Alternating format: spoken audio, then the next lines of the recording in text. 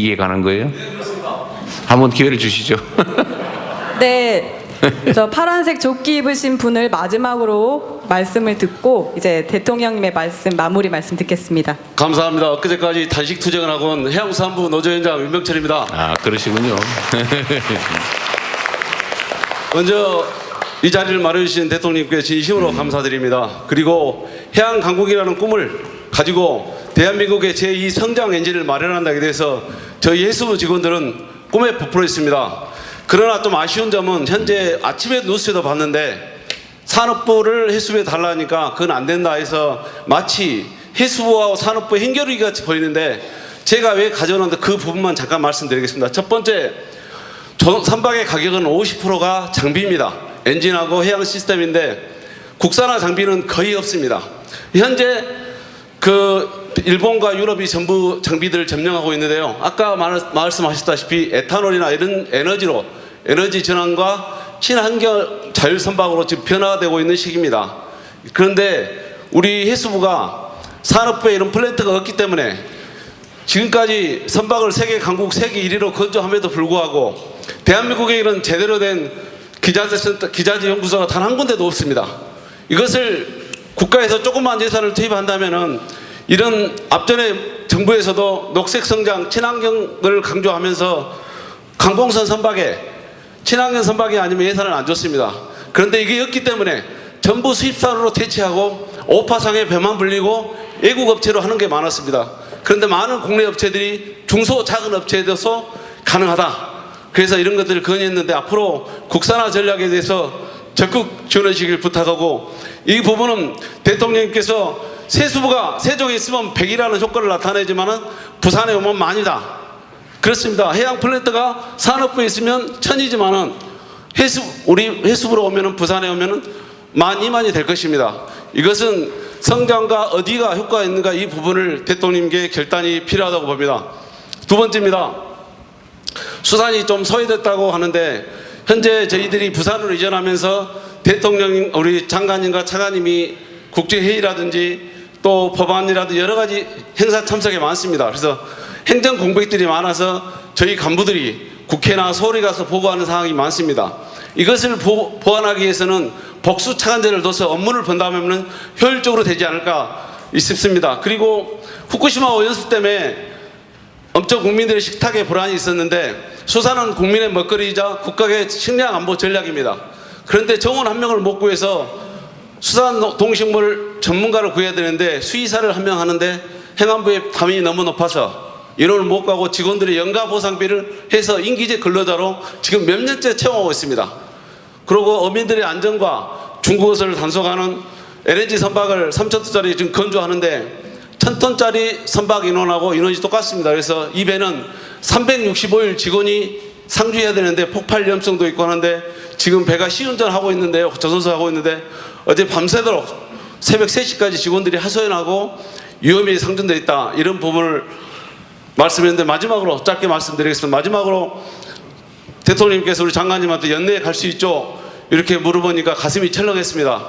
왜냐하면 공무원은 국가의 부름을 받아서 언제든지 달려가야 되고 국민의 공복으로서 최선을 다해야 됩니다. 그러나 저희들이 어쩔 수 없는 사항들이 있습니다. 이제 신규자들은 전월세 계약이 1년 6개월 남았고 또 막 고등학생이 된 학부모들 또 대학을 졸업해야 되는데 자녀만 세종에 놓고 부모만 와야 되는가, 이런 고민들이 많습니다. 그래서 좀 그 부분들을 대통령께서 공약으로 내것인 주 4.5일제 근무를 해수부에 시범적으로 할 수 있는지, 또 하나 우리 박형준 시장이 모셨는데 조금 이따 박형준 시장한테 직접 말씀을 듣고 싶습니다. 해수부를 위해서 다 해주겠다가 아닌 어떠한 것들을 전폭적으로 지지해주겠다, 약속하겠다, 그 약속의 말씀을 듣고 싶고요. 우리 대통령님께서 이 자리에서 해수부 직원들 국가를 위해서, 국가 미래를 위해서 열심히 해야 되니 국민을 당연히 늘 열심히 해 각오하고 있습니다. 그래서 대통령님께서 각 부처에서 해수부가 열심히 할 수 있도록 좀 적극적으로 지원해라, 이런 말씀을 좀 부탁드리겠습니다. 끝으로 제가 다시 한번 감사드리는 것은 지난주에 택시를 타고 서울에서 송정로로 왔는데 택시가 기차 노선이 끊겼습니다. 택시를 타고 오는데 지하도에 물도 없는데 다 바리케이드를 쳤더라고요. 택시 기사님한테 물었습니다. 왜 이렇게 됐냐?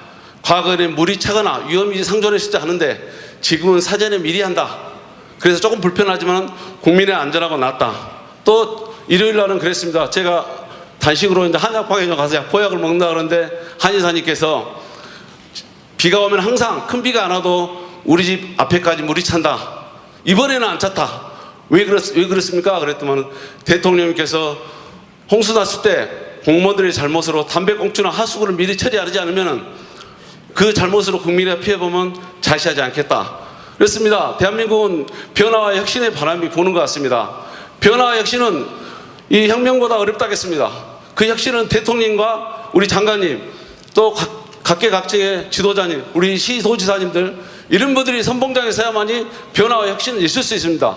혁신은 밑에서 절대 되는 거 아닙니다. 가장 어려운 것입니다. 그래서 앞으로 이런 것을 저희들 공무원들도 명심해서 대통령님 국정 철학을 따라서 해양 강국 건설을 위해서 최선을 다하겠습니다. 감사합니다. 네. 제가 뭔 조끼 같은 걸 입고 계시길래 뭔 또 꼭 하실 말씀이 있을 것 같은데 보니까 노조위원장이셨군요. 네. 네, 우선은 우리 박형준 시장님 언제 시간 되시면 뭐 당연히 하시겠지만 이제 해수부 직원들 부산으로 이전하면 뭐 각종 지원 정책 하시겠다고 언론에 말씀하신 걸 제가 봤거든요. 꼭 나중에 따로 한번 시간을 한번 내서 네. 한번 얘기해 주시고요. 집단 면담을 한번 좀 하셔가지고 좀 구체적으로 지원 방안을 같이 의논해 주시기 바랍니다. 일단은 우리 해수부 소속 공무원들 입장에서는 뭐 아마 아닌 밤중에 홍두깨 날벼락 같은 느낌이 드실 것 같아요. 실제로 해수부 옮긴다고 여러 사람들이 얘기해놓고 이때까지 몇 년 동안 사실 안 했죠. 그렇습니다. 그래서 아마 제가 얘기해도 뭐 안 하겠지 이렇게 생각할 가능성이 많은데 어쨌든 저는 결정을 했으면 이걸 신속하게 이행하는 것도 매우 중요한 일이다라고 생각했는데 아마 해수부 공직자들 입장에서는 그럴 것 같아요. 뭐 집 문제도 있을 뿐만 아니라 학생들 당장 학교 어떡하란 말이냐 뭐 얘기부터 여러 가지 불편함들이나 불이익이 사실 있을 수밖에 없죠. 그래서 그 점에 대해서는 아쉽게 안타깝게 생각합니다. 그러나 또 제가 언제나 말씀드리는 것처럼 전체를 위해서 개인 또는 특정 사람들이 특별한 희생을 치르면 그에 대해서는 또 상응하는 특별한 보상을 해야 그게 실질적으로 공정한 세상 아니겠냐라는 게 제 평소 신념이어서 우리 해수부 공무원들을 다른 공무원들과 다르게 또 세종으로 갔다가 또 부산으로 또 가게 되는 그런 이중의 불편함을 겪게 된 점에 대해서는 객관적이고 합리적으로 억울하지 않게 필요한 대책들을 충분하게 수립하도록 하겠습니다. 뭐 장관이 잘 하시겠죠. 뭐 지금 19인데 그래도 뭐 이미 다 약속한 것 같은데 보니까. 대통령 말씀대로 네, 최선을 다하도록 하겠습니다. 억울하지 않게요. 또 흔쾌하게 국민을 위해서 일할 수 있는 조건을 잘 만들어 주시기를 바랍니다.